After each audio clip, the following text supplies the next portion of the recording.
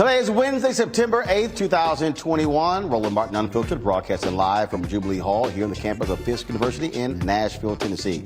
Coming up on today's show, NYPD investigating the death of actor Michael K. Williams. They want to know who sold him the deadly heroin that he apparently overdosed on Sunday. Also, opioids continue to be a significant problem in this country. The U.S. Department of Health says it has become an urgent crisis in the black community. We'll talk about that on today's show. Also, a report from the Urban Institute on the Democrats' proposal to boost the supplemental security income program will lift 3.3 million people out of poverty and cut the poverty rate in half. Also, a lot of people are putting pressure on companies in Texas regarding their support of Republicans who voted for the anti-abortion bill. Also, 10 black-owned newspapers have joined together to form a digital website. And we'll talk about with Mary Spiel, the founder of CEEK.com, about NFTs and cryptocurrencies. Do you understand what that's all about? Well, she will offer an explanation. Folks, it's time to bring the funk on Roland Martin Unfiltered. Let's go. He's got it. Whatever the miss, he's on it. Whatever it is, he's got the scoop, the fact, the find. And when it breaks, he's right on time and it's rolling. Best believe he's knowing. Putting it down from sports to news to politics.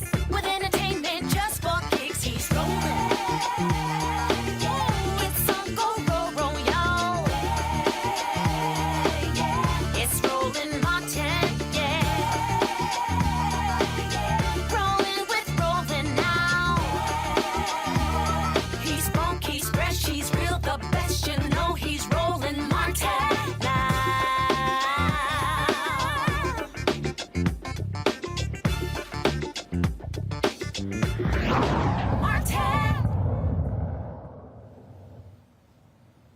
In New York, the police are launching an investigation into the death of actor Michael K. Williams, who was found dead on Sunday in his Brooklyn apartment at the age of 54. They want to know who sold him the heroin that was found in the apartment. He died at his dining room table. The autopsy is yet to be performed on Williams, but they still want to know exactly what caused his untimely death. And again, the NYPD, they want to find the drug dealer who sold William the drugs. Now, keep in mind, of course, he had a long history of substance abuse. He openly talked about it, and many thought that he had actually beaten it, was on the path to recovery. But that was not the case. And again, dying at the age of 54 on Sunday of apparently a heroin overdose, waiting for the autopsy results. Autopsy is yet to be conducted. Now, keep in mind, opioids continues to also be a significant problem in the black community, killing black folks at an alarming rate. According to researchers, opioid-related deaths in the black community have nearly tripled as their white counterparts are beginning to see a decline in fatalities. According to the Centers for Disease Control and Prevention, in 2015, opioid overdoses accounted for 6.6 out of every 100,000 deaths of African Americans. In 2019, it's now 17.1. Now, that's a huge jump. While overdose deaths among whites took place at more than twice the rate as blacks as recently as 2015, currently the rates have closed. As of 2019, opioid-related deaths accounted for 19.1 deaths per 100,000 in the black community. Overall, nearly 5,000 more black people died of an opioid overdose in 2019 than they did in 2015. This continues to be a significant issue. Keep in mind, when we talk about opioids, originally doctors were not prescribing African Americans opioids because they feared black folks were trying to get high. That's why I said racism actually helped black folks in that case. But we continue to see the opioid crisis and how it is taking the lives of more and more African Americans every single day. Adrienne Alexander Allen is the author of My Parents Have a Drug Problem. And we'll be talking to her in just a second. I do want to bring in also my panel today, A. Scott Bolden, former chair of the National Bar Association Political Action Committee. Amisha Cross is a Democratic strategist, political commentator, and also Reverend Jeff Carr, founder of the Infinity Fellowship here in Nashville. Last name might be familiar, y'all. Every Thursday, you see his brother, Dr. Greg Carr, here on Roland Martin Unfiltered. And so, Jeff, glad to have you on the show. We're going to go to the author in just a second, but let's talk about a combination of the death of Michael K. Williams, but also these opioid deaths.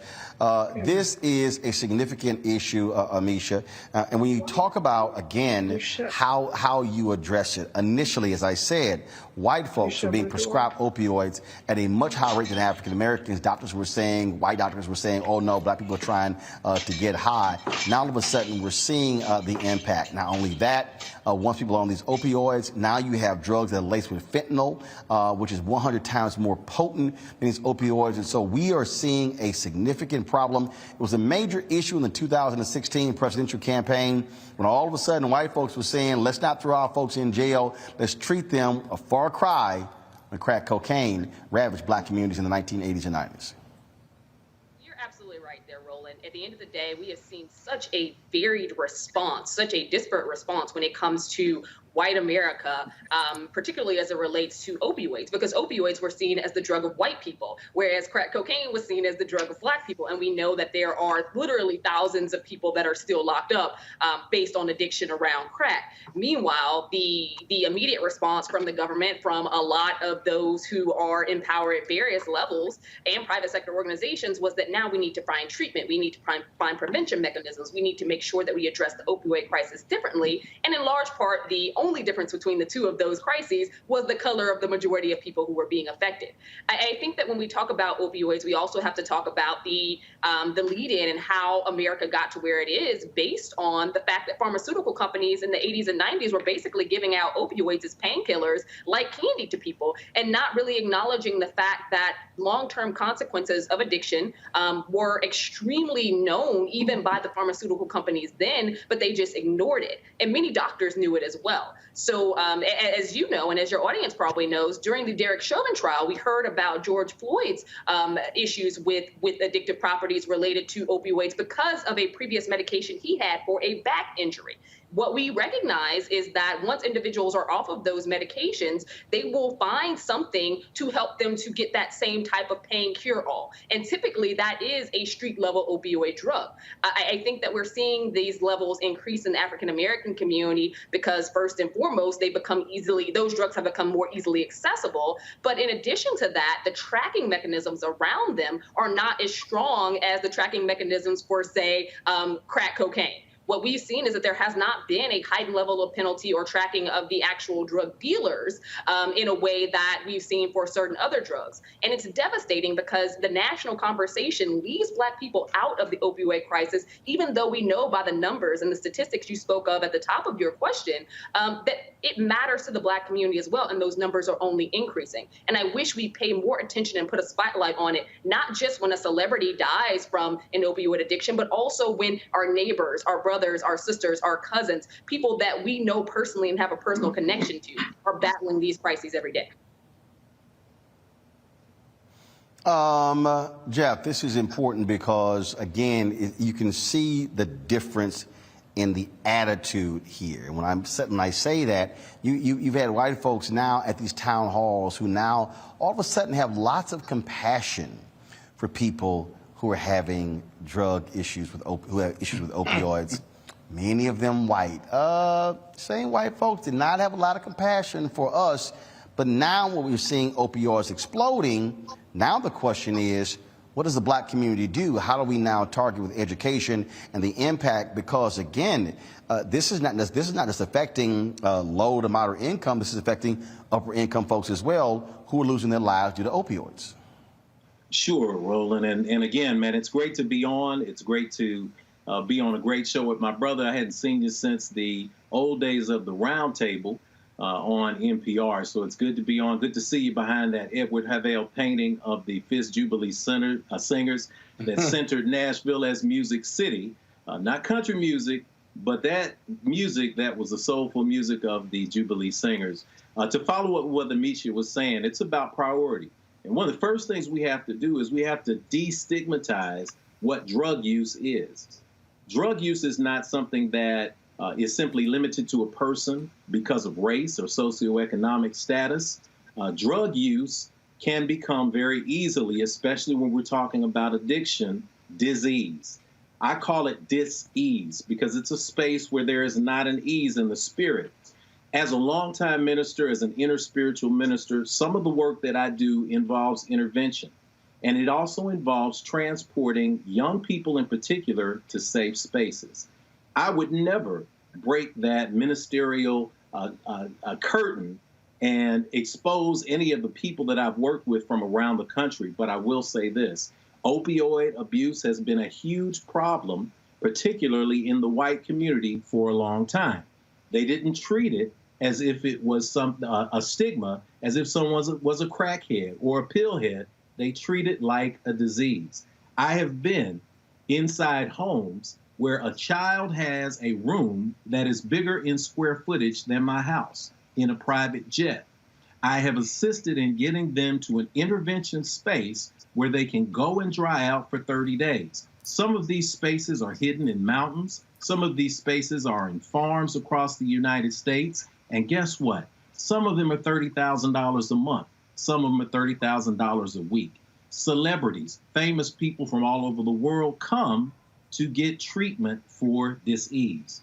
We can be very easy. We can quickly start to stigmatize this, and that's why it becomes hidden.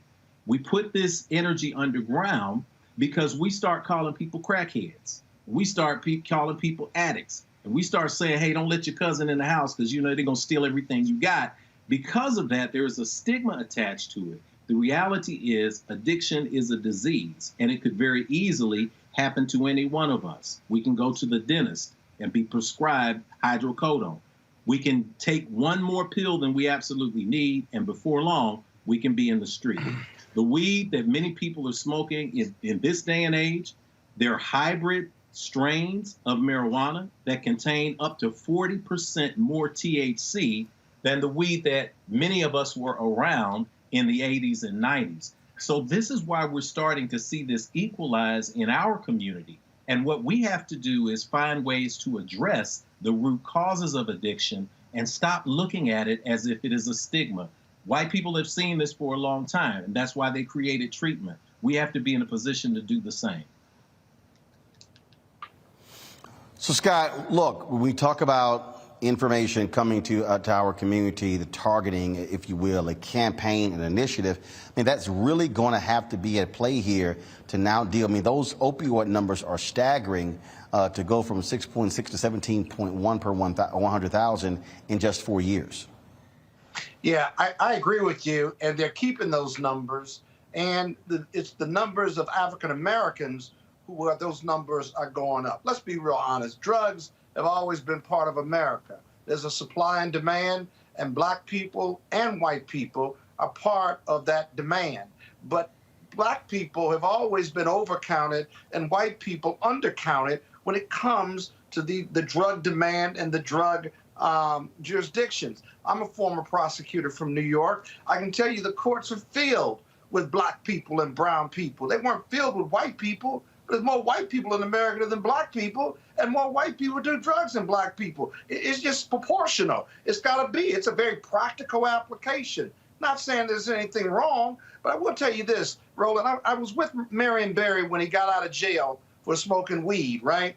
And I remember he was running for mayor, and he went to the white part of Ward 3, and they really gave him a hard time. I mean, they called him a crackhead, and the media connotes crack with crime, which is why it was treated like a crime. And then obviously now the opioid crisis with white America, now we've taught them that it's a health issue conveniently for them. But I remember Marion Barry's response was that my problems with alcohol and drugs have to do is under the public spotlight. Your problem with alcohol and drugs and your family's problems with alcohol and drugs, it's just not on the public spotlight. You're no different than me. You have someone in your family or you are addicted to drugs or alcohol. So don't judge me, if you will. And I got to tell you, he overcame that crowd of people that didn't look like him because he spoke from the heart. It is a national, it is an American problem.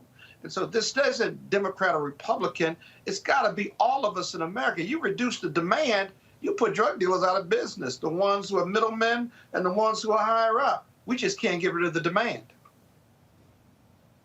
I want to go pull in my guest, author Adrienne Alexander Allen. Adrienne, glad to have you on the show.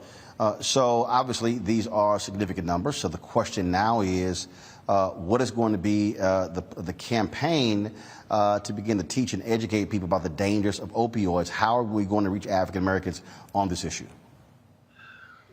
Roland, first and foremost, thank you so much for having me. I'm excited to be here. It all speaks to education, as we said. But one of the main issues with education is that we aren't educating the masses. When it comes to dealing with addiction, opioid use, abuse, and all types of drugs, we are dealing with the addict first and not the family. We know that families are affected. We know that children are affected. So we need to do mass education when it comes to teaching people about the effects of opioid addiction. When it comes to these things, people act as if it doesn't matter, it doesn't happen. As you mentioned, they created this opioid epidemic in 2017 when in the 80s and 90s, like you said, we weren't getting that same attention with crack and everything, heroin that was affecting our communities. And, we see the characters that Michael K. Williams and others on The Wire play. Those are real life individuals that each and every one of us have come in contact with. And so we need to start educating more about the effects and the youth that are affected by drugs, because this also, we are missing a whole demographic of people. We aren't talking to the children who are growing up in these homes with addicted parents and addicted family members. We're talking to the addict, but we're not telling the children, listen, I know this is your life. This is what you were born into, but you need to learn that this does not have to be your reality going forward. And if we start touching these children, because as we see, each generation has become more enamored with drug use and making drugs popular.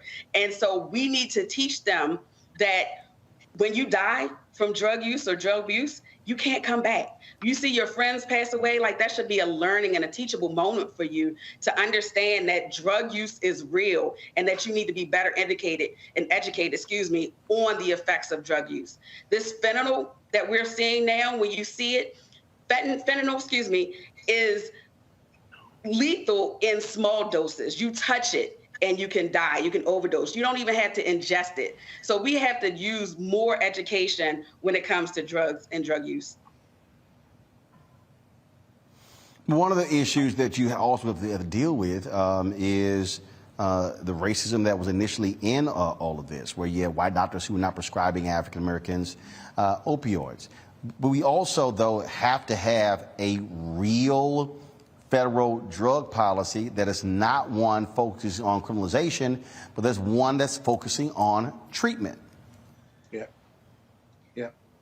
I think that for me Adrian? personally, Yeah, go ahead. growing up in Baltimore, we saw the methadone clinics. We saw, quote unquote junkies. We saw them using a drug to counter the effects of other drug use. And so when you use methadone, I've seen so many stories of children who died from overdosing from methadone, which was supposed to have been a treatment. And so we have to find other ways, and it needs to be a full body treatment, right? Like it has to be emotional, mental, physical. It needs to be every aspect taken into consideration when it comes to treatment options for these people. So now, again, when we look at one of these reports, and we saw so much attention that was being focused on the Republican presidential candidates. Trump talked about how he was going to fix the problem. You had Chris Christie talking about this thing as well. So Adrian, now the question is, are we going to see more public officials talking about this, providing the funding needed to ensure that we're creating the kind of public service campaigns targeting African Americans, again, Black-specific programs that we understand to reach our people on this very critical issue? It's funny that you say that, because we hear so much about Hunter Biden, right? It's like they have made such a big deal about Hunter, but not about DJ Jr., DT Jr., excuse me. So I feel like they know that the programming is needed. We know that they know that the money and the funding is needed for African-American people, but will they do it? I feel like they just aren't there yet. I feel like it's going to be us as a community to figure out those ways to get these grants, to get these funds, and to start these programs. Because if we leave it up to them, I honestly don't see it happening. All right, then. Look, we certainly appreciate you joining us again, folks. The book is called My Parents Have a Drug Problem. The author, Adrienne Alexander Allen. Thanks a lot. Thank you so much.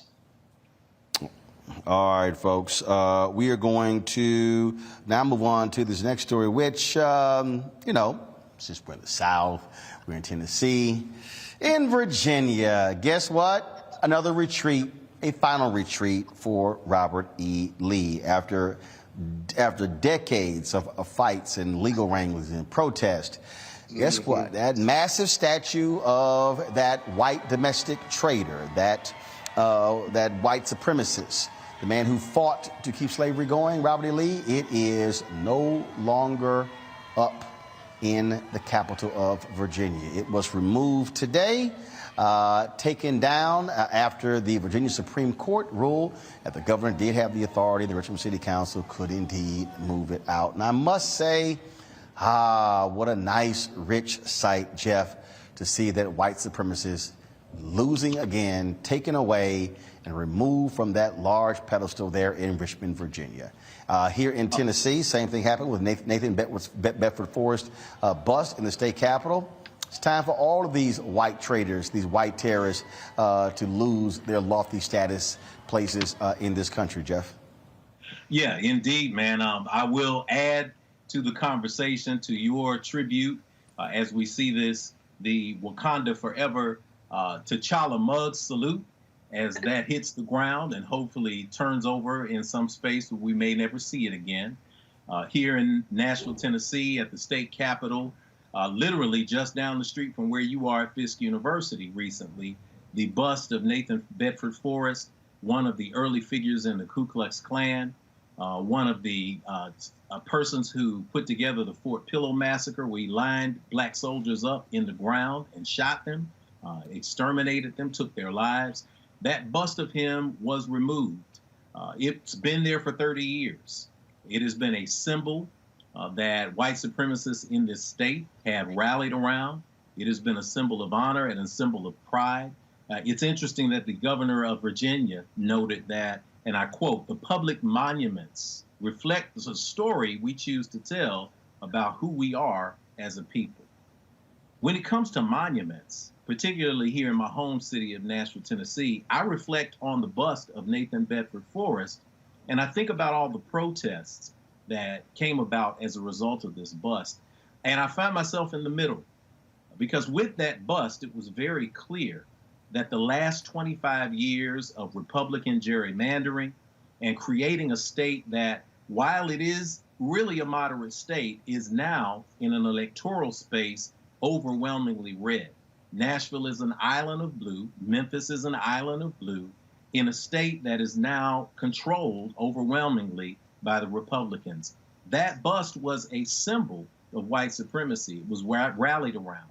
What concerns me now, though, is that with all of the celebrations around the monuments coming down, are we also not making sure that we focus on getting policy in place?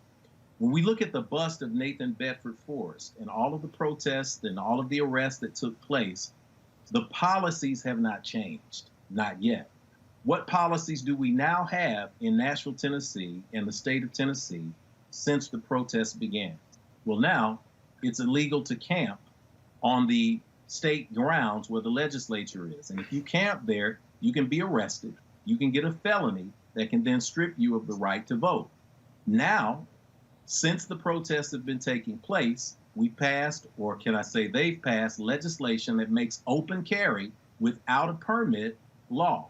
We've also passed a policy that now makes it so that if someone is protesting and walking in the street and you hit them, you will not be charged with murder. So the bust has disappeared. We now have the outward symbol that is no longer here, and yet the policies have dug in deeper.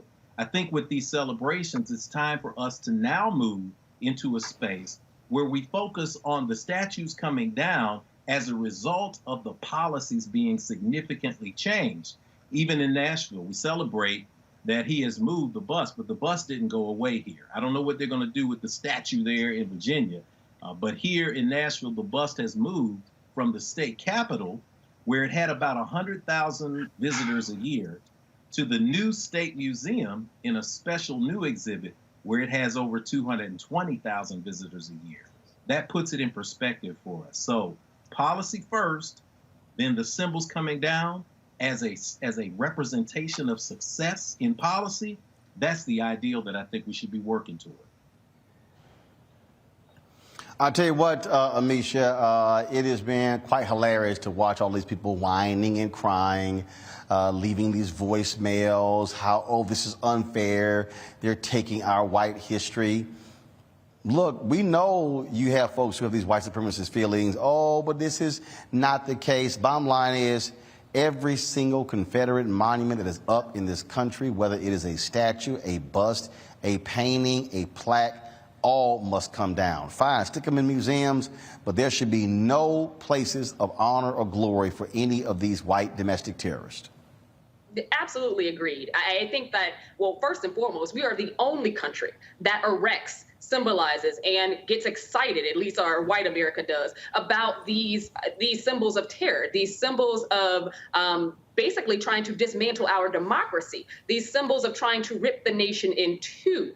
In other nations, what we see is when that type of behavior happens, you take those things down. There is no importance, there is no viability, there is no structure around continuing to hoist and in admiration these types of figures. And I agree with what Dr. Carr, number two, actually, I don't know whether you're number two or number one, but what Dr. Carr said a minute ago, because I do think that we have to, before jumping the gun and getting too excited, jubilant, and dancing in the streets, recognize that even though these monuments are coming down, and it's been a long time coming, the attitudes, the policies, the structures around them that have inherently created a hotbed for structural racism to continue to not only supplant but grow across this country are very much alive and well. If we take down Nathan Bedford Forrest, if we take down Robert E. Lee, if we take down every single one of these across the country, we're still seeing these very strategic, very aligned and hateful policies that still keep Black people behind. So on the one hand, I'm excited as well that we're seeing these ignorant things that have been erected for years finally come down. But on the other, I'm also really frustrated and agitated that Black people continue to be treated as second-class citizens, and we're watching time after time more and more laws and policies get passed, particularly at the state level, that thwart the progress of Black people across this country. So I think that this comes at a somewhat of a bittersweet tone, because it seems like the more these statues come down, the greater push we see of angry white people who are honestly getting their way when it comes to telling Black people what they have for generations. Get back, stay Black, know your place.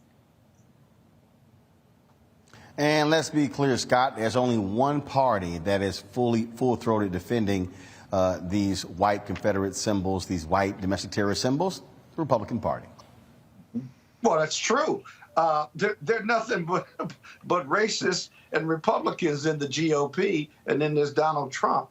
But, Roland, the next phase of all of this, because I agree with your colleagues, and I've said this before, is that America is going to continue to have the race question and continue to have the race issue permeate its society, negative for Black people, not so negative for white people, until we have a race reconciliation dialogue about slavery.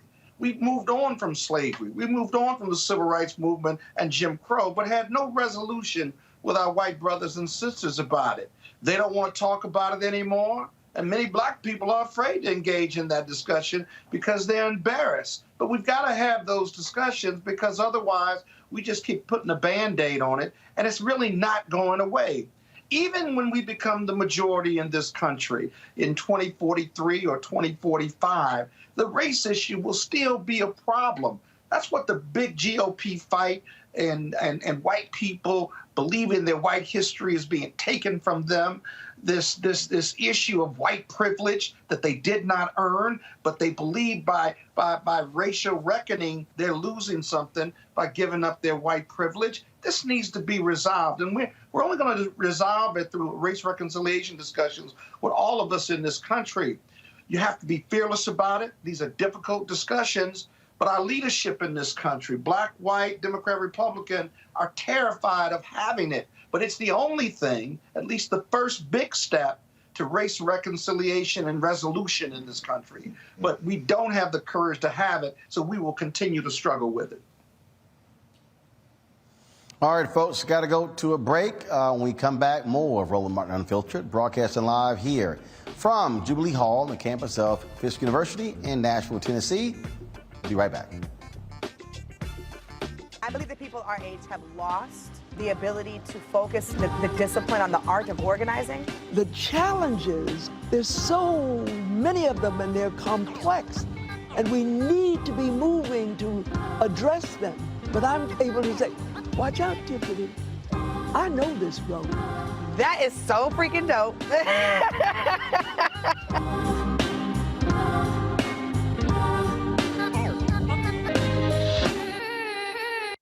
Floyd's death hopefully put another nail in the coffin of racism. You talk about awakening America. It led to a historic summer of protest.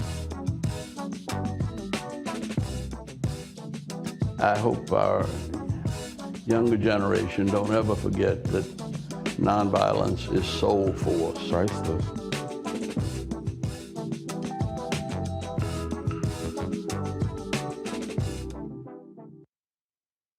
I'm Chrisette Michelle. Hi, I'm Chaley Rose, and you're watching Roland Martin Unfiltered.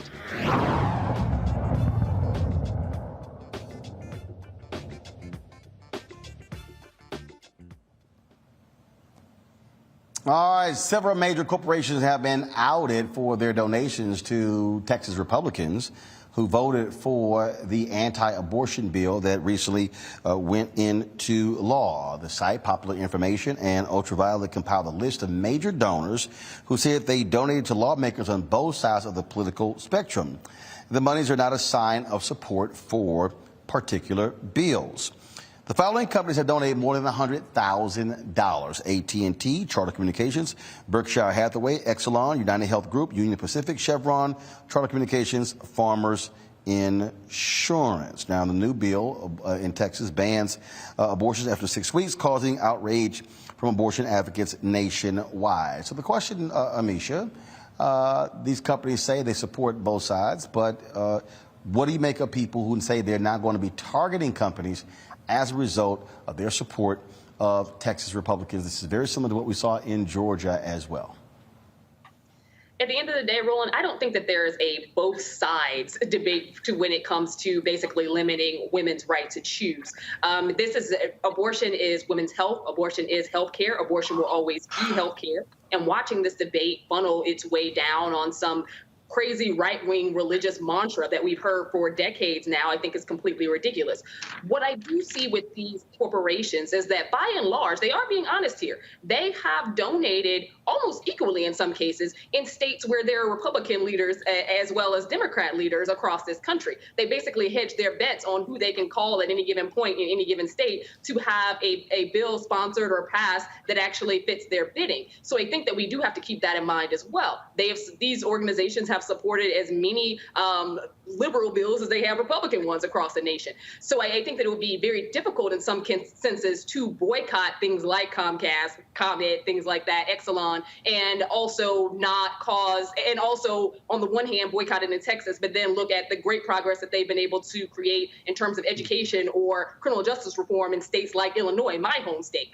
The frustrating part is I think that we have to dig deeper, because when it comes to policy, there are a lot of private organizations, private corporations that basically deliver cash cows to both sides of the aisle whenever it benefits their billing. So I think that there's a lot deeper here, and the bigger frustration should be amongst those Republican legislators who have decided that this is the mantle they want to take up, that they want to push it this far, that they want to ignore, and even in many ways push it further than we've seen conservatives push before historically in terms of limiting a woman's rights. But largely, I think that this is a conversation that is beyond that of private sector corporations who, this is what they do, this is what they've been doing, and honestly, they teeter their horn on both sides of the aisle here on various issues. So this is actually nothing new. Well, it's nothing new, but I must say this here, Scott Bolden, when it comes to activism, bottom line is the way you want to get the top politicians' attention is if you affect their money source. That's why this matters. Yeah, but most of those companies, Fortune 500 companies that can give that type of money, Their lobbyists are lobbying them on business issues. They may or may not agree with the social justice issues of these individual state reps as well as federal reps, but they really are giving this money for tax policies, business policies, and that's not a cop-out in my commentary. It's just reality. And so I don't think you're going to be able to stop that type of money in politics and influence from folks. What you have to do is, if you're big on social causes and you have a PAC and you are a socially liberal corporation of means, then you've got to outspend those who will give money to the sponsors for this Texas bill, anti-abortion. You got to outspend them. You got to out-fundraise them.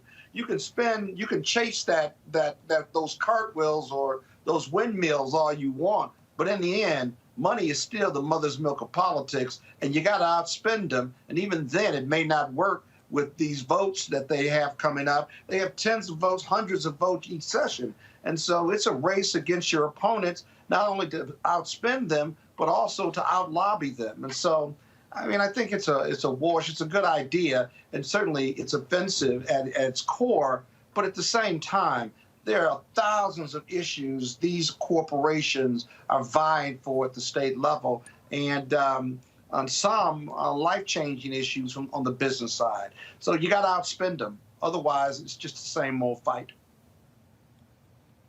I don't necessarily agree with that, Jeff, primarily because if you look at apartheid, you look at divestment, you look at how critical that was, and how it had a significant impact on changing politicians and public policy in order to be able to, because again, when you start messing with the money, and that's what I tell people all the time, in America, when you start messing with the money, it's amazing how people then choose to begin to listen to you. Sure, and you're absolutely right. When you hit an entity, including America, in its pocket, things are going to change. We learned this in the 60s, but to go along with what Amisha was saying and to reinforce what Scott was saying, we have a different era now. We're living in different times. So things are a little bit different. The area that you're standing in right now, right behind Jubilee Hall, if you walk out of the front door and take a right turn, you're going to hit a street called Jefferson. Jefferson Street was the historically black center of Nashville, Tennessee. Jimi Hendrix played on Jefferson Street. Ray Charles played on Jefferson Street. Many R&B artists came through this space and played in places like the Era. On Jefferson Street alone, you have Tennessee State University, where I went to school.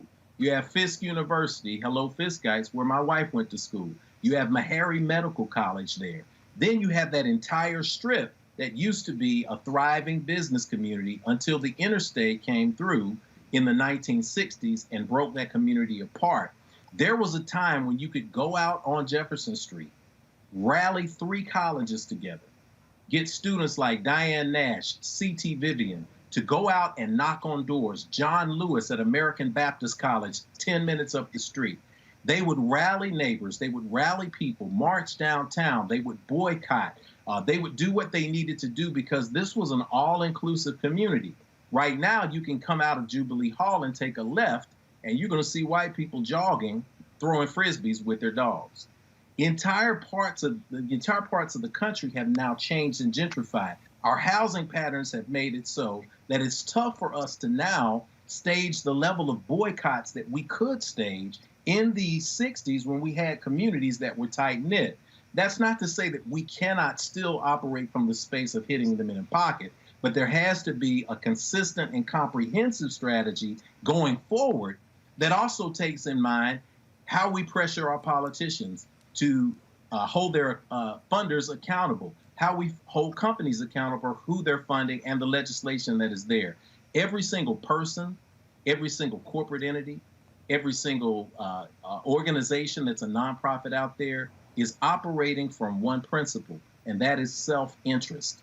So they are funding politicians who are going to advance their self-interest. If we can find a way to bring our self-interest to the table and focus on cutting off the money on that end, that's a smart strategy, and you're absolutely right there. But there are people who will say, you know what, I'm tired of AT&T. I saw that they just gave $291,000 to this cause in Texas. I'm going to change my service. I'm going to switch over to Cricket in Tennessee.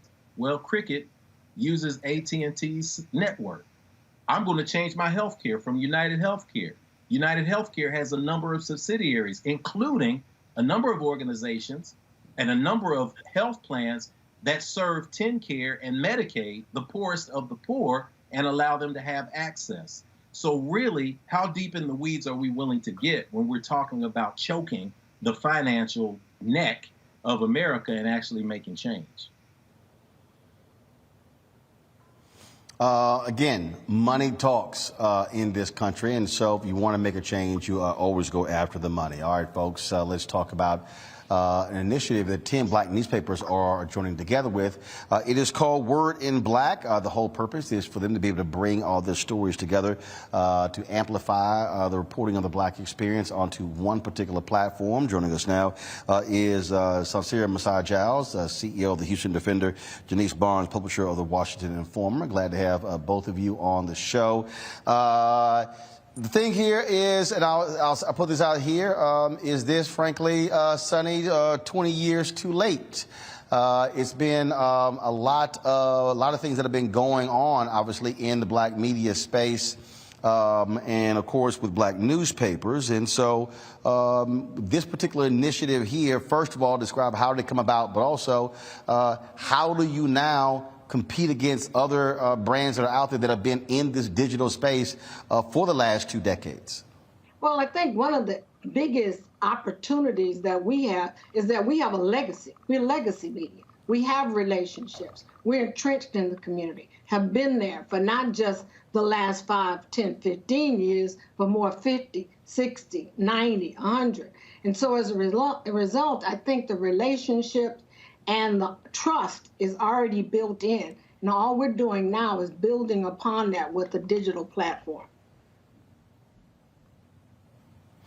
Denise, obviously, I was glad to see this, glad to hear it. So we don't have Denise. So, Sonny, obviously, I was glad to see this, glad to hear it. 3 of these 10 papers I've actually run, and man, I wish a lot of these black newspapers had listened to brothers like me a long time ago, and I think for a lot of people the same thing. Black newspapers were going through what mainstream newspapers were going to. That is, we're so dependent upon that print model and was not seeing that train that was coming. And for a lot of people, they waited way too late, and now they're trying to play a serious game of catch-up. Well, and you could call it catch-up, but you could also say that the technology today, Roland, is much cheaper, much more efficient, much more effective, and reaches a much broader audience than it did back in the day. At that time, I think it would have been nice for us to have jumped on the train, but I think to a certain degree it could have been premature, because with social media's introduction into the digital world, it's changed the landscape. And then you have all these different new platforms that are also creating new opportunities to access different parts of our community. One of the things that I have heard for the longest from so many people is, oh, we can't afford this, it's too much, it's too difficult. But the reality is, I think what COVID did was, frankly, COVID forced a lot of people to stop making excuses.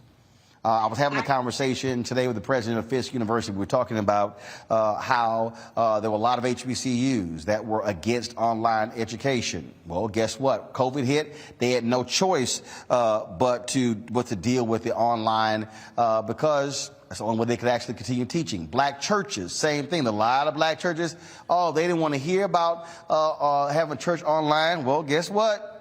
They now had to deal with it. And so have you also seen this take place where other black papers now have to understand you got no choice. You're not black newspapers. You are black media companies. You gotta be digital. Necessity demands intervention and sometimes innovation. And I think what has happened, as you said, not just to the newspaper industry or to the media industry, but to industries across the board who have now transitioned, who have sped up. I mean, I felt as though when COVID hit, I went into warp speed to make the transition. We were already in line to make the transition, but the speed and the demand to make it enhanced tremendously. And so as a result, once we made that crossover, the opportunities to make new revenues, to access new customers, all opened up, not to mention the opportunities to also secure grant monies and other types of revenue, like reader revenue and different components that contributed to our bottom line. So this particular initiative here, talk about the local news organization, the nonprofit that actually that helped provide some of the resources to make this happen. And with this particular site, will it be just printed stories, or are you also talking about video, audio, things along those lines? I think the plan as far as the expectations is to build upon the content that we have, not locking into print, but more content, and how we package that content, as you said, will vary, whether it's in podcast or video or actual articles, photo galleries. I think you're going to see a mixture of different mediums that we use to actually communicate the message.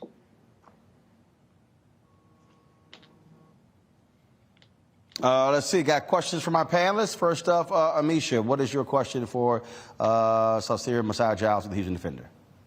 Absolutely. First of all, thanks for being here. We obviously know the importance of Black media and the segmentation that has happened across the board.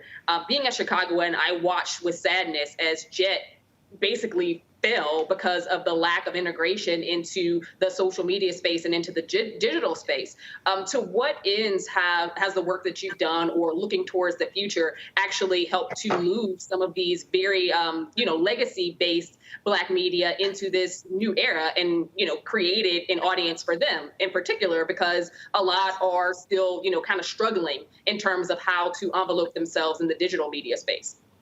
I think the uniqueness of the 10 publishers is that these are very progressive publishers who have had a business acumen, who are mostly in major urban areas, and have joined forces to create this collective that is going to not only help us be able to tap into resources and cut some costs, but at the same time be able to be more of a force, because there is more resonance or more power in the collective than it is individually.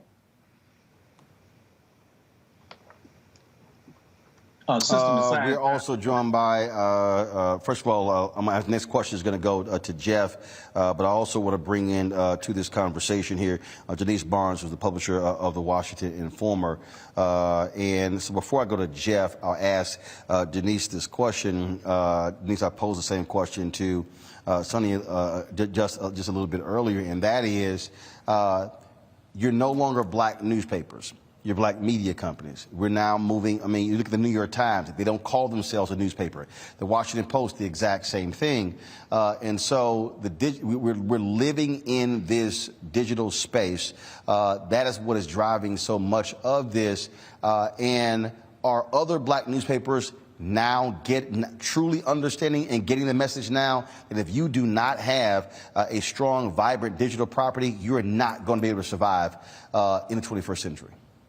Yeah, I want to say, and I really love your shirt there, Roland, because with your background, what you're wearing, I just want to say to that statement, hallelujah, because yeah, I think a lot of our Black publications are very, very focused now on understanding this evolution or revolution that we are involved in, and I think they're getting it. It's still slow. You have to understand, this transition into the digital space is not cheap, and it comes with the skills that many of our publishers don't have. So that fear still exists. But the point is that those of us, and I think Sonny said it really well, that the collaboration is what helps each one of us to reach one of us, to bring each other forward. And so it makes we're not afraid of talking to each other about what we don't know and to help each other with what we do know. So collaboration is the key, and it's the force that is bringing us into the digital age. Question, Jeff, for Denise and Sonny. Go. Sure. And Sister Barnes, Sister Messiah, I love the name, Messiah Giles, powerful. I speak things into existence, and I'm very, very, very focused on that. The law of attraction is real. So you are absolutely being a part of some messianic energy that is needed in this space today, especially from Black media. And Brother Roland knows, having worked at the Chicago Defender, I know, having run a newspaper called The Third Eye here in Nashville in the 1990s. I know from being positioned now at the Infinity Center, 3 doors down the street from the home of Rosetta Miller Perry, the publisher of the Tennessee Tribune, a longtime newspaper here in Nashville. The challenges that you face, the challenges that we all face in trying to tell our stories. One of the biggest challenges that puts us in this kind of difficult conversation, and that is, how do you pay for it? How do you make sure that you can have the life that major mainstream media organizations have when you're in a space where you have to pay for digital content, you have to pay for writers, you ideally want to pay salaries for good people who go out there, and many times you have to lean on mainstream companies to provide those resources. How do you deal with that going forward, balancing out needing financial support and wanting to get to a place where we can truly be independent? Denise, you want to take that, or you want me to go ahead and start? I'll start off because I think Sonny said it. We have looked at different revenue streams. We have always been supported on dependent upon ad dollars. And I don't want to say that we aren't still dependent upon ad dollars. Ad revenue is what makes the car run. But at the same time, we have also found that there are other sources of revenue out there that help us, and that revenue sometimes comes in the form of grants, which allow us to hire and pay for staff in specialized areas that we, heretofore hadn't been able to afford. And then also reader revenue. I mean, now we don't have to be a nonprofit organization per se in our individual publications for people who once subscribed to a newspaper in print to continue to subscribe to us on a digital platform. And every person that gives $1, $2, it's up to you how much you want to give, to support Black journalism. And it's been sort of a phenomenal experience to see how our community supports us in the work that we do. And they want to see us to continue to survive. I really think, Jeff, to your question, though, the business model of today's media has changed tremendously from now looking at, as Denise said, reader revenue, events, grants, philanthropic support of journalism, newsletters. You have a gamut of different products now that bring in revenue that no longer are dependent upon that print ad. And so as a result, that has opened the doors of opportunity for generating revenue for Black media today. Next question goes to Scott Bolden. Scott? Let me just say hello to my NMPA colleagues. Congratulations on the Black Word. My question is, this is an awesome platform and a way to get around not only the cost, but the mindset of so many of our community-based, Black-based newspapers. Do you see other similar partnerships coming together with other Black community-based newspapers, or even the 10 papers in the Black Word expanding, if you will, if this model is really the answer that both of you all talked about in your comments earlier? I think when Word in Black was originally founded, and understand that we are just getting to a year old, so this is relatively new. But when you consider what's been accomplished, our expectation is to be able to grow and to invite others in. But first, we have to get our own foundation strong enough to be able to stand on its own feet before we can enter into any kinds of agreements to welcome others into the fold. I just want to add too, Scott, that, as my daddy used to say, there's nothing new under the sun. And, this is an interesting... He said it with force, too. But, you know, I mean, this collaboration is what brought those publishers together many years ago when they established the National Newspaper Publishers Association. It was a similar reason for bringing Black newspaper publishers together. And even in regions or in cities across the country, there are Black newspaper publishers that still collaborate. They always have done that. I mean, and so this is not a new. What makes this new are the platforms that we're now. I mean, as Roland asked, you know, we understand that and have adopted the fact that we are looking at digital first, and so that's what makes this new. But otherwise, collaboration has always existed among the Black press. I think the other thing that makes the business model different is that the association, or NNPA, is a trade association versus this being a business operation. So. Yep. Well, I can see many of the members in NNPA looking at this model, asking lots of questions about it, and then possibly forming even a different joint venture to try to make this thing work. Because, as you all know, we've talked about this for years, but the affordability and in some cases the mindset, you had uneven interest in it. And so this is really powerful for me as someone who's been supporting and active in the NNPA for several years. I think it's a landmark piece, and I think it will spur other joint ventures or collaboration efforts, given the multiplicity of social media platforms that are out there right now, as you said, Sonny. So congratulations. Let's make it work, as we say. What you also obviously are dealing with, you're dealing with the reality you got to compete with content, and that is you don't have any daily Black newspapers. You're doing weeklies, and so when you talk about aggregating content together, you can certainly drive more content when you have 10 papers who are combining their resources, and so that's certainly what is important.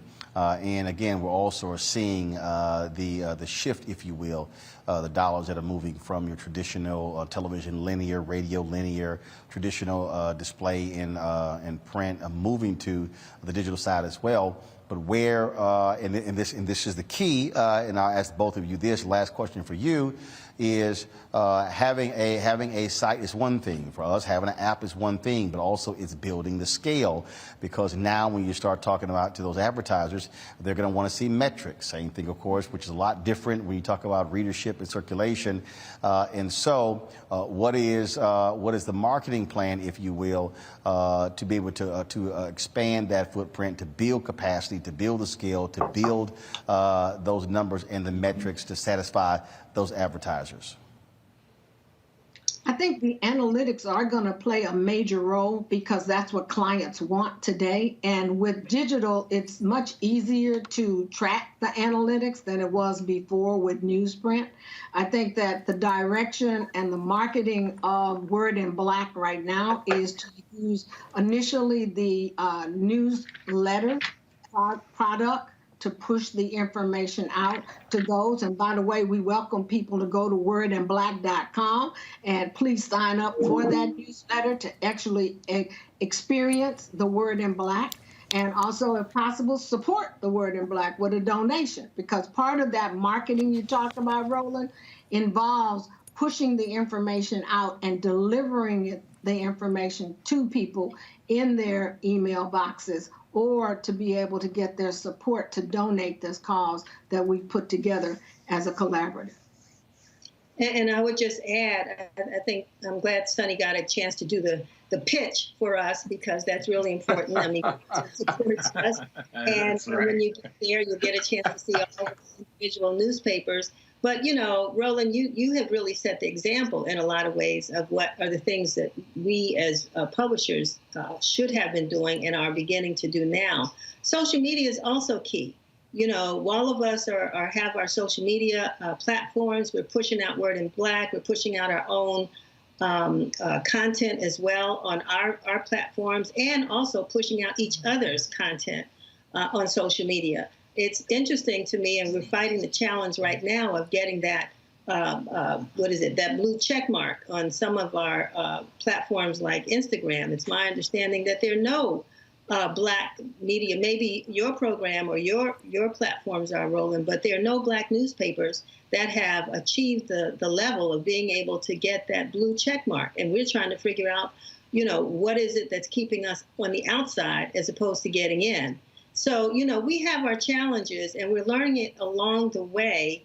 But this collaboration is making us bigger and stronger, and we're understanding and having to bring people into our operations who know how to capture those analytics and put them in a form that our sponsors and advertisers can accept. That's the issue. Can accept as valuable proof of our own value. So it's a challenge, but thanks to Word in Black, I think we're breaking down some of those walls. All right, then. Denise Barnes, Senator Messiah Giles, we certainly appreciate it. Thanks a bunch. The site is called wordinblack.com. Thanks a bunch, folks. Hey, Robert, good luck on your show. I'm looking forward to the TV station. Power to your brother. Once again, you're stepping out courageously, taking on a new venture and showing people that there is opportunity as you go to the next level. Congratulations on that. Yeah. I appreciate it. Thank you so very much. Thanks a lot. Folks, the reason this was a timely conversation, because literally my first lecture today here at Fisk University dealt with the issue of the past, present, and future of Black-owned media. And the thing that I said is that we are moving towards a serious issue, if you will, Jeff, Amisha, and Scott, because what you're seeing is you are seeing people who've always understood the power and the importance of Black folks with Black targeted media. Of course, you talk about BET, Viacom, CBS. You talk about, of course, with iHeartRadio launching Black Information Network. When you look at these other sites, Refinery 29 was purchased by Vice. They have a Black vertical, Black female vertical targeting them. We can go on and on and on. But the thing that I said is that, look, Black-owned media has to be able to own our space, control the narrative, control the voice. Otherwise, we're going to be asking somebody else permission to tell our story. And Jeff, that is very, very dangerous. It's very dangerous because when you have to ask someone else to tell your story, they are then determining whether or not the story even gets told. And then they assign who tells the story and how the story is told. And so one of the things that I said to the students that were assembled here, I said, you have to understand where you move your eyeballs, the money follows. And so they also have to be cognizant of these things as well, because it's very easy for people to get caught up and they say, well, sure, yeah, you got Black media out there, but the bottom line is, if your eyeballs are on MSNBC, on CNN, they're not on Roland Martin Unfiltered. If your eyeballs are on Complex and not on Black Star Network, but what's going to happen is those same companies are going to use the metrics against us and say, eyeballs are over there, not with you. Our money is going over there. Exactly. And there's a long history in this. We see this happening in industry. We see it happening in social media. When we make a platform popular, those who have the capacity and the resources to actually build out that model, they immediately jump on it. Right? What we're seeing in Nashville is something similar on a church level. We're seeing Black empowerment. We're seeing our music now taking off in a number of ways. Large white evangelical organizations, including the Southern Baptist Church, in a way that many people would never think about, are now starting to plant churches in Black neighborhoods. And they will come in and they will pay Black pastors and scholars in residence tons of money to come into Black neighborhoods and to draw people in with the kind of talk, with the kind of walk, with the kind of look that is now becoming popular in the industry, so to speak. But there's little to no freedom there, because these are not independent organizations. The minute that organization gets too big or too Black, the resources can be withdrawn. It's the same with media. This is why it's important that what you've done with Roland Martin Unfiltered, what you're doing with Black Star, what we're seeing with Black World, we're seeing independent organizations moving forward and saying, we are going to tell our own story.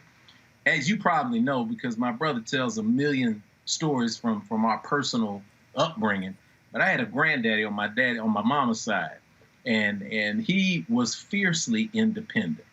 And I don't know if city folk know what a lighter is, but a lighter is the middle of a pine tree, and it's got all the sap in it, and it's something they use for kindling. Well, my grandfather, who worked for the railroad when he was 13 years old, was told when he was a grown man that he had to move his entire family from his land in Alabama. He said, no, I'm not going to do that because I am independent. They said, we'll take your job from you. He said, I will shoe horses. I will fix engines if I need to. I will fix wagons and grow my own food. His saying was, and I'm not going to defile the airwaves with his bright language, but he said, I will walk these back roads naked and eat feces from a flat lighter spoon before I allow a white man to tell me what to do.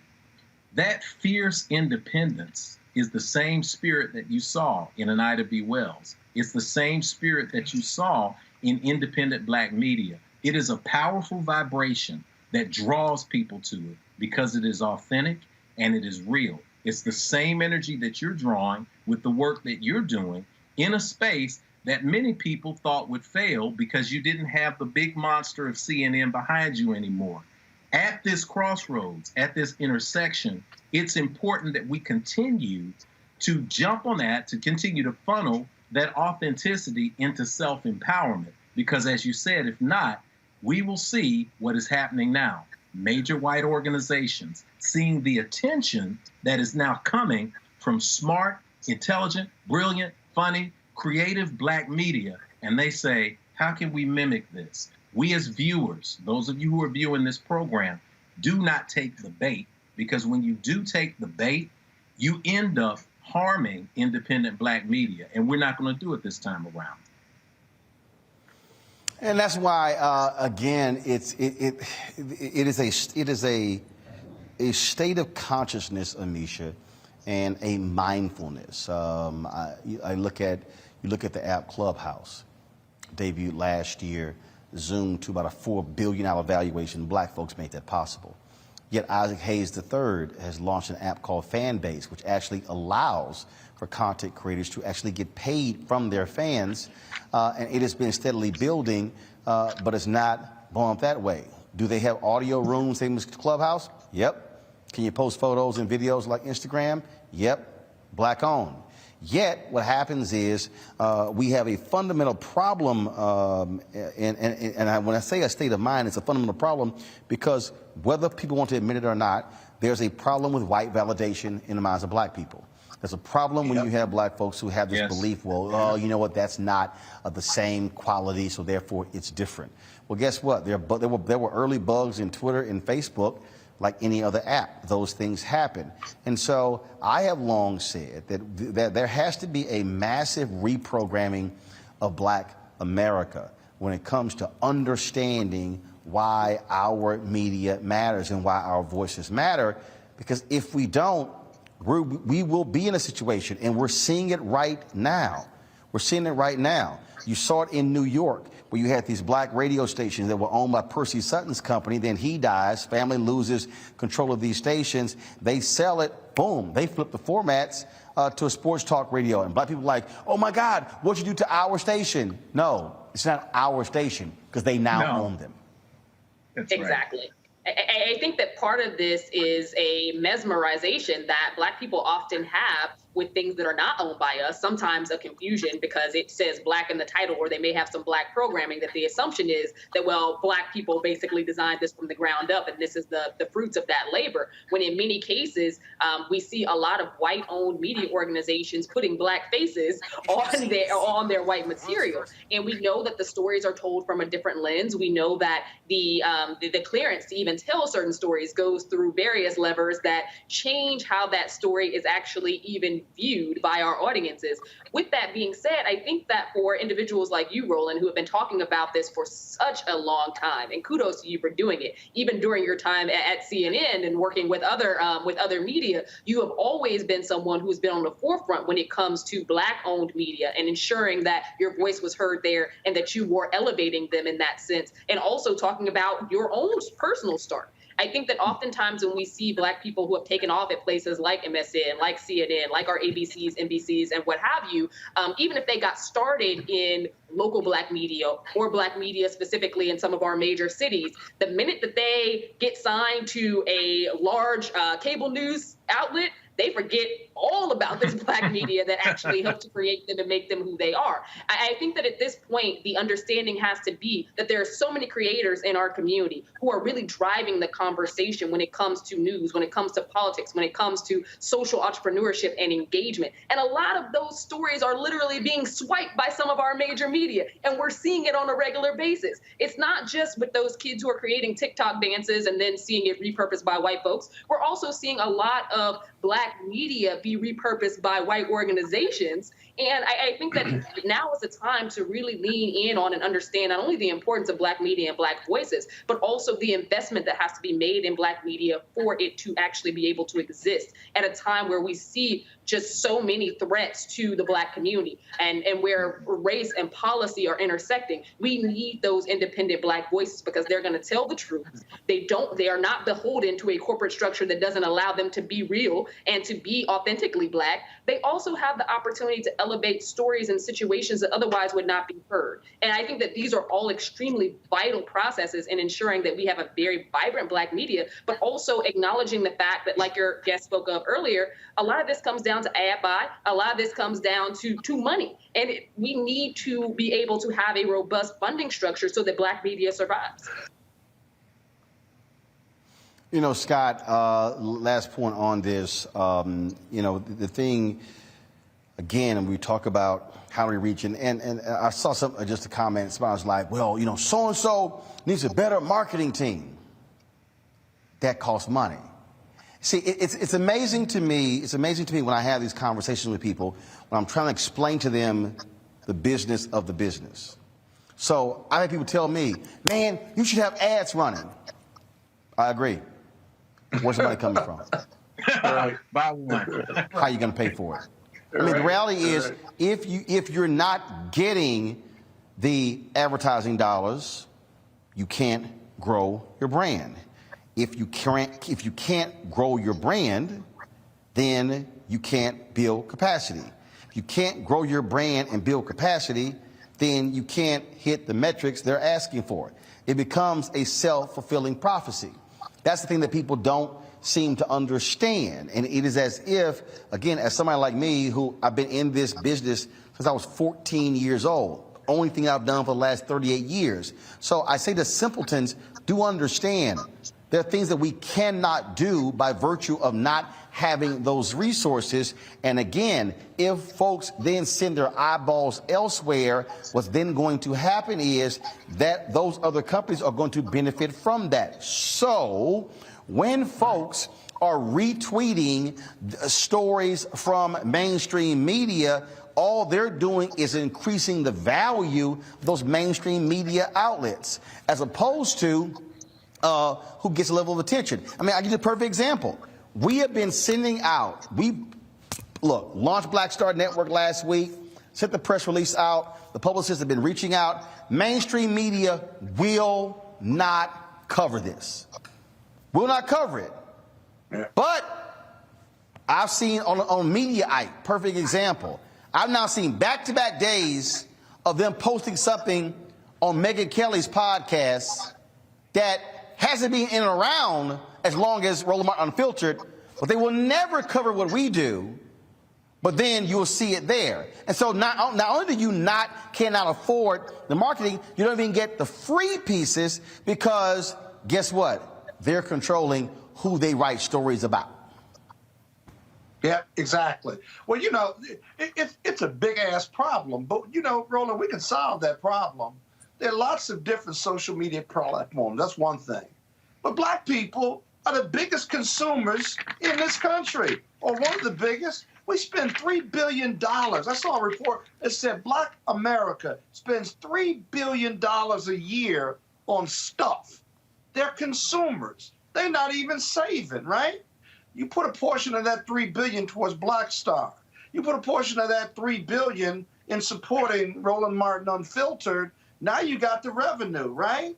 Because what happens otherwise is that the majority companies, they let us, the black media companies, compete for crumbs then, right? Look at the government. Government spends about 5% on black media, and they have $1 billion budget. You talk about it all the time.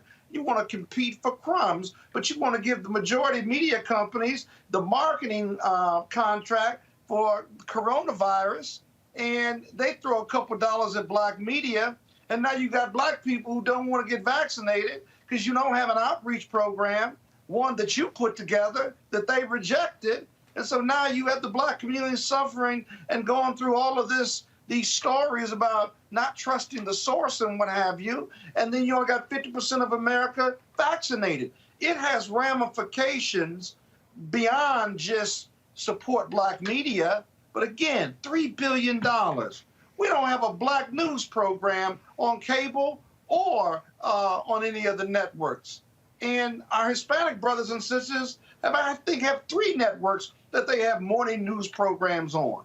And so the juxtaposition is rooted in hypocrisy, right? We got $3 billion, but we don't invest in ourselves. You got people calling you and texting you and doing social media to you about, well, you ain't got no real show, because you ain't on the network or you ain't on cable, but you're a trailblazer in social media and this digital platform, which is really, to be honest with you, the next big thing. It's the big thing now, and you're going to see more of these programs coming your way. And so black people got to be educated, but they got to be committed to their communities and committed to black people, because nobody's going to save us but us for us. And that's not changing, whether it's 2021 or 1970. And just we got to be enlightened and see the picture and see the journey and see the pathway, don't we? Our people as a collective have got to see it and say, we can do this. We don't have to rely on majority white media. We don't have to rely on anybody that doesn't look like us if we got $3 billion to spend. It's a bottom line proposition, and it never stops being that.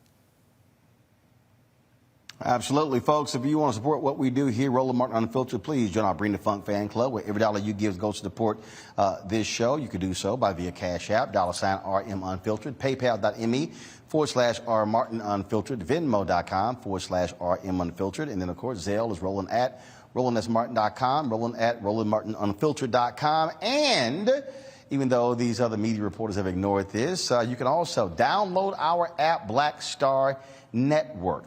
We are available on Apple phones, Android phones, but also Apple TV, Amazon Fire Stick, Roku, Samsung, Xbox as well. Folks, all those particular platforms we'll be announcing in the coming weeks, additional shows that we're going to have on the network as well. You can see my exclusive interview with civil rights attorney Fred Gray, of course, who was the lawyer for Rosa Parks, Claudia Colvin, Dr. King, and so many others. And so here's a piece, folks. You're not going to be able to see that interview. I'm purposely not streaming it on YouTube or Facebook or Twitter or Instagram. You can only see that interview on Black Star Network. I've heard people talk about why Claudia Colvin, why she did not, her story did not become the major story. Instead, it was Rosa Parks. Well, Fred Gray explains that. He was the attorney for Claudia as well as Rosa Parks. So download Black Star Network, again, all those different platforms. And so we've had thousands so far. Our target goal, folks, by December 1st, we want to have 50,000 downloads. And so let's hit that goal. Y'all are watching this show. You've got people watching us on YouTube right now. You can watch the show on Black Star Network as well. And so, again, we've got some other great things that are coming, some other exclusive content. And so you definitely want to check that out. All right, going to a break. We come back. We'll talk about NFTs, cryptocurrency, with Mary Spio, the founder of CEEK.com, a black virtual reality company, right here on Roland Martin Unfiltered in just a moment.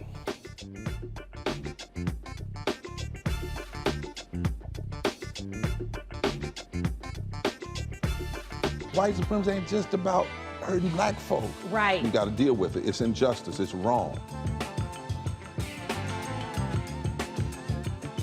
I do feel like in this generation, we've got to do more around being intentional in resolving conflict. You and I process. haven't always agreed. Yeah. But we agree on the big piece. Yeah. Now, conflict is not about destruction. Conflict's going to happen.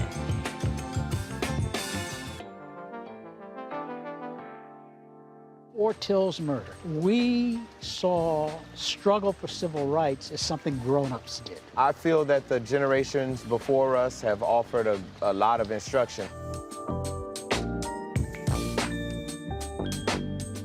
Organizing is really one of the only things that gives me the sanity and makes me feel purposeful. When Emmett Till was murdered, yeah, that's what attracted our attention. I'm Bill Duke. This is Diala Riddle, and you're watching Roland Martin, Unfiltered. Stay woke.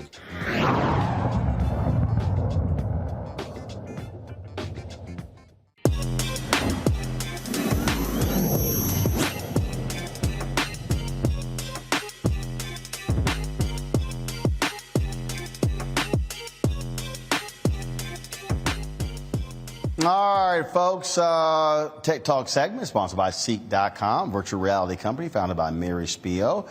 Mary Jones joins us right now. Mary, glad to have you back on the show. All right, we keep hearing about these NFTs and cryptocurrency. All right, first of all, let's start with NFTs. What the hell is an NFT? So an NFT is, the word means a non-fungible token. Basically, all it is something that's irreplaceable, but it's a digital version of it. And so people are selling digital art that they're tracking on the blockchain, which means that you can't change any of the characteristics of it, and that you really, when you buy that piece of art, you have the digital proof, because the blockchain is a whole bunch of people that validate that. And that's basically what it is. It's just digital art. It's just rare goods. And it's all the craze now because, of the ability to track it. All right. So perfect example. This painting here. This is a valuable piece of art. And this is the Fisk Jubilee Singers, sitting in the Queen's Court? Is that what it is? Queen Victoria's Court. Okay, so, again, folks would love to get their hands on this. And so how would this work for an NFT? So how would that actually work? So the way they're doing physical art now, like some people would take a picture of the physical art, they'll put it online, and then they'll burn the only copy that they have of the real thing. So now it becomes available in the digital world, and you can sell it, and then you can just continue to sell it. But you really can track that this is the only copy that you have of that digital art, and that's basically what it is. Okay, so and we're seeing people sell stuff and as NFTs, and could it be anything? Because so here's the thing with art. So we actually buy art. So this is an art piece, and then it's framed and things along those lines. And so how do you know it's the only digital item? How do you know that? So if you have that particular version and you put it on an NFT platform, which we have our own NFT platform that's coming with a lot of artists, musicians that are going to put their stuff on there. So when you put it on there, the blockchain is controlled not by one person. That's why they say it's decentralized. So you've got a ton of people that are actually verifying in a digital ledger that this is the only copy. So in order to verify it, all these unrelated computers, all these independent computers have to verify that that's the only piece of, that's the original piece. So if somebody else puts something out there and tells you that that's that piece, they're not going to be able to get all those different computers that are out there on the blockchain to verify it. So that it's, it's not the real one. Okay, so, all right, so, those are NFTs. All right, now, let's talk about cryptocurrencies. I've got people hitting me up saying, Roland, you should be accepting crypto for your Bring the Funk fan club. Why? Real money is real money, okay? People who give to this show, I can take that money and go buy that camera, that monitor, those lights, pay for airline tickets, hotel room, Why in the hell should I be accepting cryptocurrency for the Breen and Funk Fan Club, Roland Martin Unfiltered, or Black Star Network? So basically, some people will be able to pay you cash, but some people also are sitting on a lot of cryptocurrencies. So for example, everybody knows about Bitcoin. There are people that bought Bitcoin when it was 10 cents, and today is, over $40,000 per coin. There is Ethereum. There are people who bought it when it was 10 cents. So you may have people in your audience that have either Bitcoin or some kind of token, maybe they even have a CEEK coin, that they'll be able to contribute to you. And you can very easily convert that to cash whenever you want to. But the advantage of the cryptocurrency is the fact that it has a stored value. So maybe when you receive it, it was 10 cents, but today it might be $40,000 or, $60,000, as in the case of, things like Bitcoin. All right, so I know we got questions from my panel. I want to start with Amisha first. Amisha, what are your questions for Mary Spio about NFTs or cryptocurrency? Absolutely. So before this show, honestly, Roland and you, ma'am, I didn't know what an NFT was. But for cryptocurrency specifically, we're seeing more millennials as well as the next generation beyond millennials really jump on crypto, specifically with, the offshoot like Dogecoin and things like that. And it shows really no signs of stopping. What do you think is attracting particularly younger investors to it? And what would you say about the conversation that now is leading that anybody can basically be an investor, and that's how we're seeing this new wave of cryptocurrency really take off amongst populations that, generally speaking, didn't really have too much of a voice when it came to finance, specifically Wall Street level finance? I think the reason why we're seeing a lot of millennials and younger, people buy cryptocurrencies is because in their lifetime, they're seeing what can happen. So, for example, there's some people that bought Bitcoin or bought Dogecoin or even CEEK. We have our own token. Some people that have purchased some of these cryptocurrencies, and what's happened is they wake up and overnight, they go to sleep maybe with $9,000 in there, and they wake up and it's, $1 million, or they wake up and it's some ridiculous number. So they have seen it for themselves. They have friends that have experienced it. And so they're believers in it, and they have full control of their money as well. It's kind of like email, and it's the currency that we're going to see with the Web 3.0, which is what's coming. So, for example, before with emails, if you wanted to send a letter, you had to write a physical letter, take it to the post office. It's the same. Now, if you want to withdraw your money, you have to go to the bank or use an ATM or a credit card. But with cryptocurrencies, you can just instantly withdraw it and you can send it back and forth the same way that you send emails.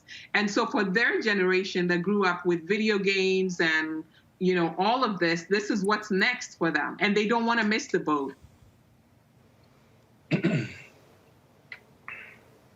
All right, next up is A. Scott Bolden. Hey, good evening. My daughters, who are 26 years old, have finally got me to invest in Ethereum. Is that it? Yeah, Ethereum, yeah. Okay.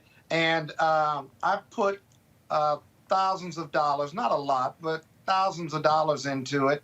And I go to it every couple of days, and yesterday was down by like 15%. And now it's up by about 5% today. That's kind of fun. But the debate about cryptocurrency used to be whether it was real or fake or going to fail. You don't hear those debates anymore, at least I haven't. And so can you comment on whether this cryptocurrency is for real, or are we still waiting to see whether it's going to fail or whether it's going to make all of us rich? It's for real. It's for real. A country like Ecuador just announced that they're going to base Bitcoin as their legal tender. And then also there are some applications or some coins that have a real value in the real world. So those are things that are, for example, with the CEEK coin, we use that to track every single time there is a viewership on, in the metaverse. There's a viewership, whether it's on our app or on other different apps. So for stuff like that, where you've got people demanding that they know when their content is being consumed, that's a coin that people have to use in order to distribute content. Ethereum is the same way. Yeah, but, you have contracts. Got you. But But what's backing up Ethereum or crypto coins? What's backing it up? The American dollar isn't backed up by gold, of course, but it's backed up by the belief in the dollar bill that it won't fail because it's the currency of the United States of America. What's backing up crypto coins or Ethereum? So what's backing, for example, Ethereum is the people. The people, because people are using it. They're using it, for smart contracts. So with smart contracts, for example, if I say to you, we're going to, have an agreement where for every single time that, let's say every single time that you stream a piece of content, I'm going to pay you 1 CEEK. In the past, we would have to get an attorney to draft an agreement. But with a smart contract, what happens is I tie your wallet to the technology, and then whenever the stream happens, automatically that money gets deposited. And the foundation for that smart contract is Ethereum. And everybody is using smart contract now. It's like the new internet. So the fact that so many people are using it, and every time it gets used, people have to verify it. So there's money exchanging hands, and there's a cost that goes into it. So that's really the use of the technology. The utility is what's driving it, and it's what's most widely, adopted now for the Web 3.0. Will it ever be regulated? Jeff? They're trying to.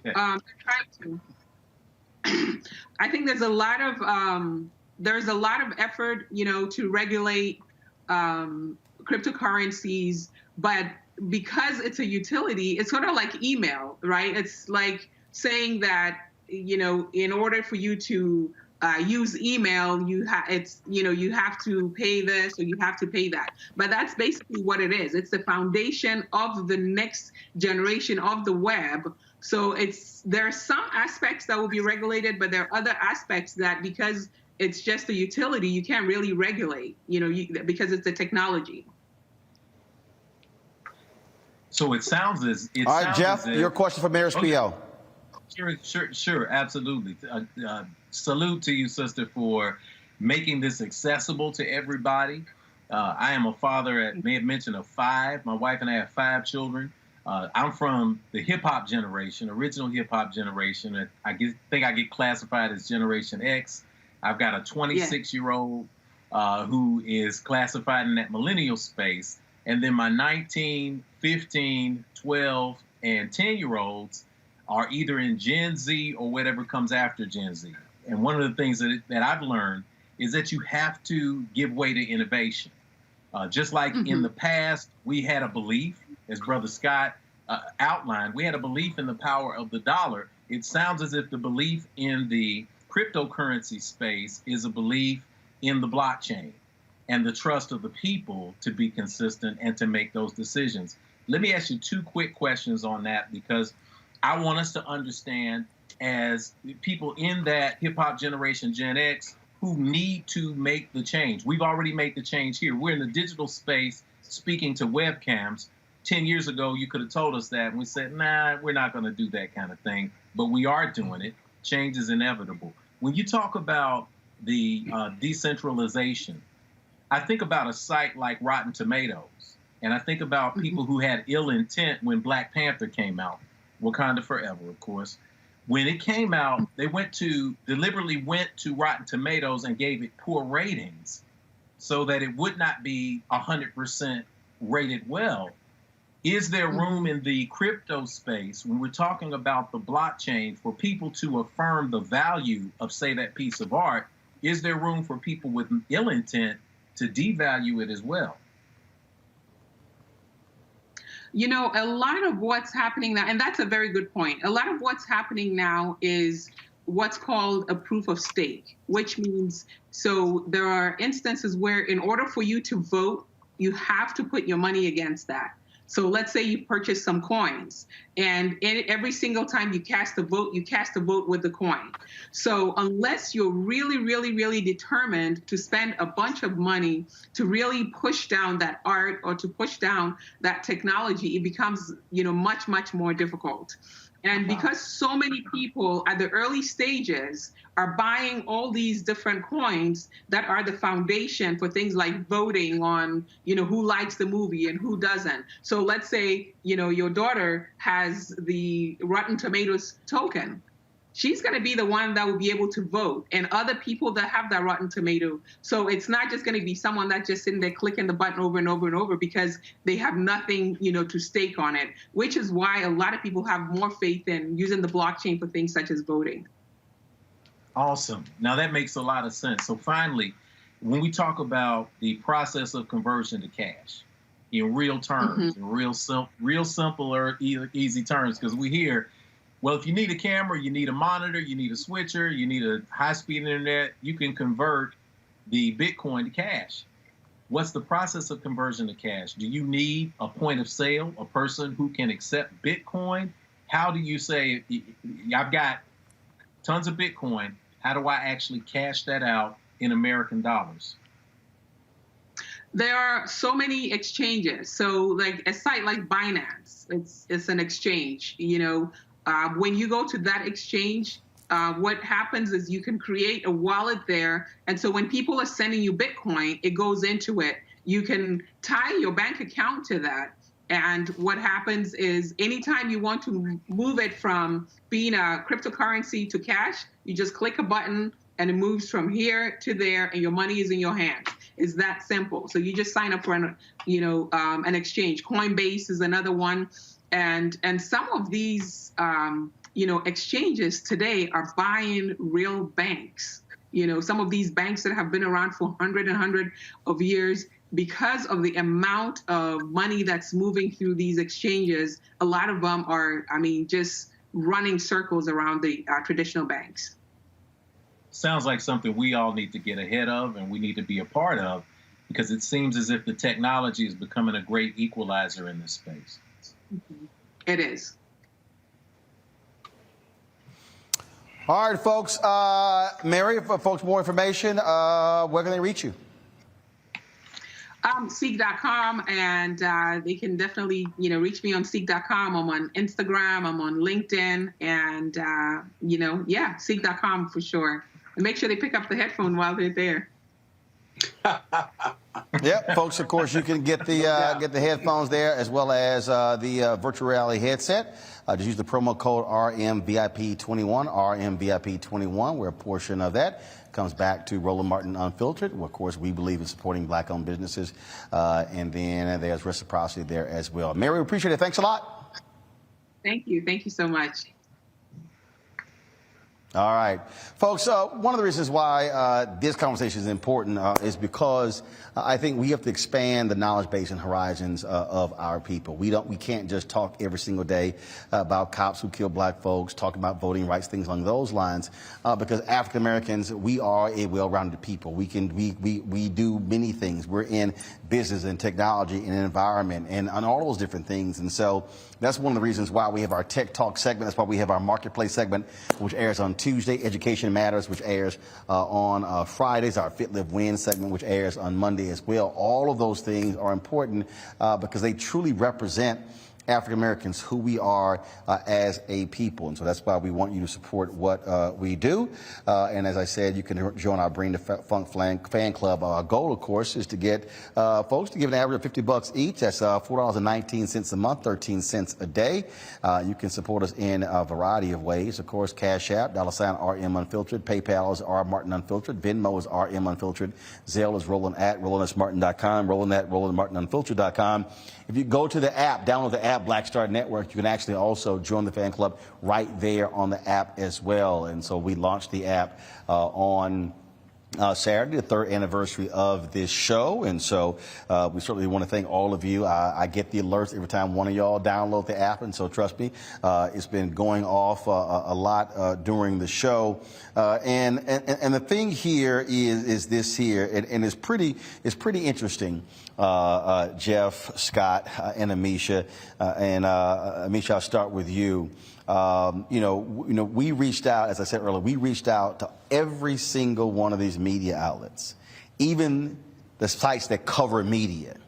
And it's amazing how they won't do anything on any of the things that we've done, the success that we've had in our first 3 years, launch a Black Star Network, and I had people hit me up and like, oh my God, it has to be frustrating. I'm like, no, that's just the reality of being black. And so this is why, as we talked about with the black newspapers, what they're doing, this is why we as African Americans have to have far more respect for our own platforms that are trying to inform us and enlighten us than what we're doing, because we cannot count on somebody else being there for us. We got to be able to do it for ourselves. And that's why having these type of segments, because guess what?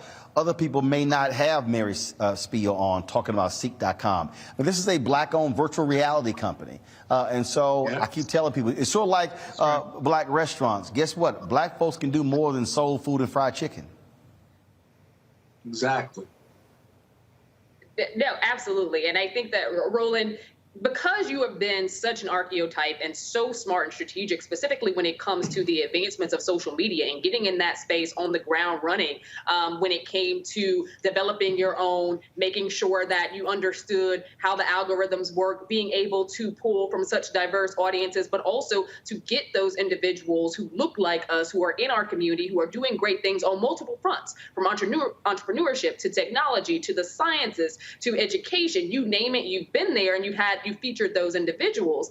I don't think that I assume that it is frustrating. It'll be frustrating for me. I don't think that level of support is going to come, or that level of press releases or national attention around just how groundbreaking this is, because we've seen time and time again the difficulties of even cable news networks trying to jump into the digital space. We know this because of the millions of flops of places like Fox Nation. We know this because of the emphasis that CNN is right now putting on expanding into this space, expanding into the streaming space. We know that is the wave of the future when it comes to, and the future is now, when it comes to news and media. And you were there long before anybody else was, and have worked through the kinks, have showcased that this is possible, have showcased that you could build an audience, that you could sustain. And I think that that's one of the blind spots of national media and even some of these media-focused groups that actually publish stories about media, because they're not giving the attention to something that has meant so much to so many people and has actually laid the groundwork and designed the map for a lot of the cable news networks that are now finally deciding to invest in and seeing the importance of the streaming platforms.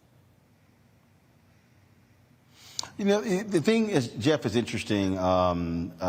Yesterday, got a call from Fred Gray, and he sent me an email. I called him back, and he said, first of all, he said, we saw the interview on your new network, and he said, I got to say, out of all the interviews I've ever done, he said, that was the most comprehensive and best interview done.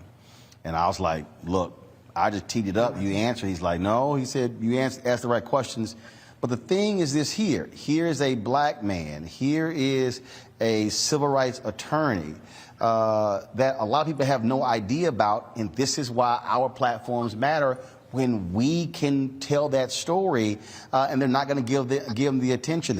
We just finished doing a series of interviews in L.A. that we're preparing, talking to Richard Lawson, Glenn Turman, Jack A., the director, Bill Duke, Mario Van Peebles, Michael Collier, Jeffrey Osborne, these in-depth conversations.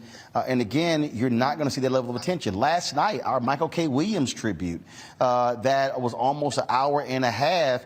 Guess what? On mainstream, yeah, they'll do something. It'll be small, but it won't be as extensive as that. And I just keep saying to our people, look, don't fall for that shiny object where, oh, they're wonderful and great, and it's like, oh my goodness, CNN, MSNBC, and Fox, and ABC, and NBC, and CBS, and Bravo, and all of that, because you know what?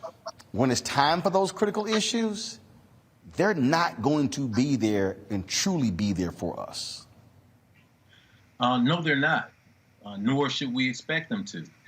Anytime we look at the history of our sojourn in this country, we recognize that we create, we innovate, they co-opt and maximize.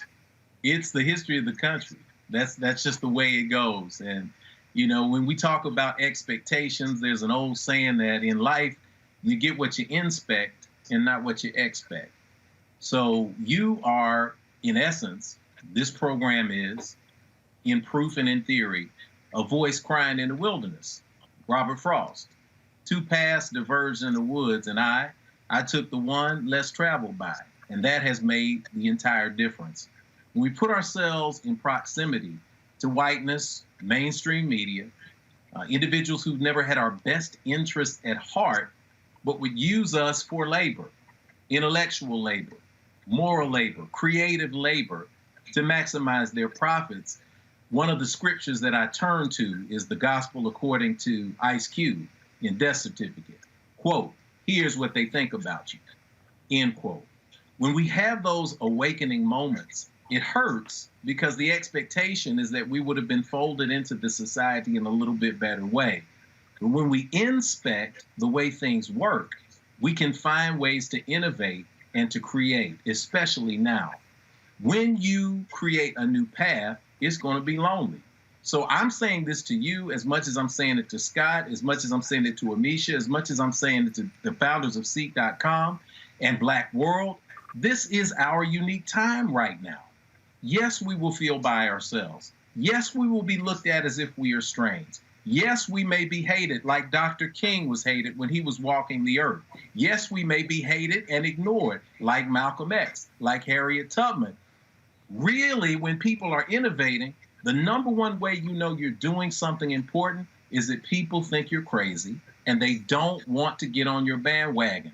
When you turn the tide, however, everyone else will follow. So the work that is being done right now by the innovators in this world is creating the shoulders that the next generation is going to appreciate. We don't see it in the short term, but as Ayufabaro Anelli reminds us, when you plant one seed, you can plant 30 seeds. If only one of them sprouts, the fruit that comes from that plant is immeasurable. So you got to plant anyway. So I will end my comments with a great pitch for you, because I know the value of reminding people. This thing does not work until we put our money where our mouths are.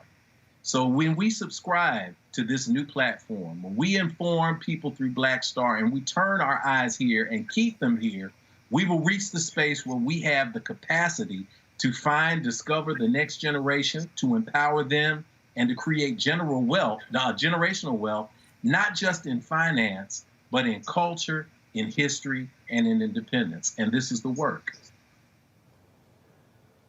And the thing here, Scott, that I keep saying, guess what? All of these streaming platforms, they want those black eyeballs.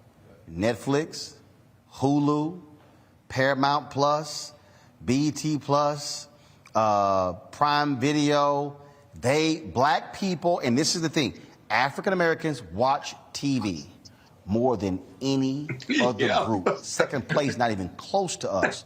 So all of these companies are making billions of dollars because of our eyeballs. What I'm saying to black people, take your eyeballs and support black content. Support Quayle TV. If you have a streaming service like Netflix or Hulu, be a subscriber to Quayle TV, where they have documentaries and shows and things along those lines.